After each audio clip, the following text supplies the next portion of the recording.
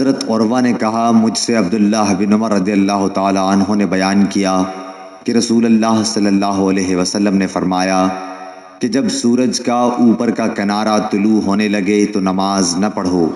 یہاں تک کہ وہ بلند ہو جائے، اور جب سورج ڈوبنے لگے اس وقت بھی نماز نہ پڑھو یہاں تک کہ غروب ہو جائے۔ اس حدیث کو یحییٰ بن سعید قطان کے ساتھ عبدہ بن سلیمان نے بھی روایت کیا ہے۔ حضرت ابو ہریرہ رضی اللہ تعالیٰ عنہ سے روایت ہے کہ نبی کریم صلی اللہ علیہ وسلم نے 2 طرح کی خرید و فروخت اور 2 طرح کے لباس اور 2 وقتوں کی نماز سے منع فرمایا۔ آپ نے نماز فجر کے بعد سورج نکلنے تک اور نماز عصر کے بعد غروب ہونے تک نماز پڑھنے سے منع فرمایا، اور کپڑوں میں اشتمال سما یعنی ایک کپڑا اپنے اوپر اس طرح لپیٹ لینا کہ شرمگاہ کھل جائے، اور احتبا یعنی ایک کپڑے میں گوٹ مار کر بیٹھنے سے منع فرمایا،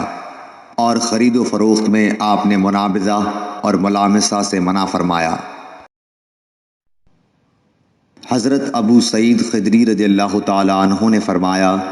کہ میں نے نبی کریم صلی اللہ علیہ وسلم سے سنا، آپ فرما رہے تھے کہ فجر کی نماز کے بعد کوئی نماز سورج کے بلند ہونے تک نہ پڑھی جائے، اسی طرح عصر کی نماز کے بعد سورج ڈوبنے تک کوئی نماز نہ پڑھی جائے۔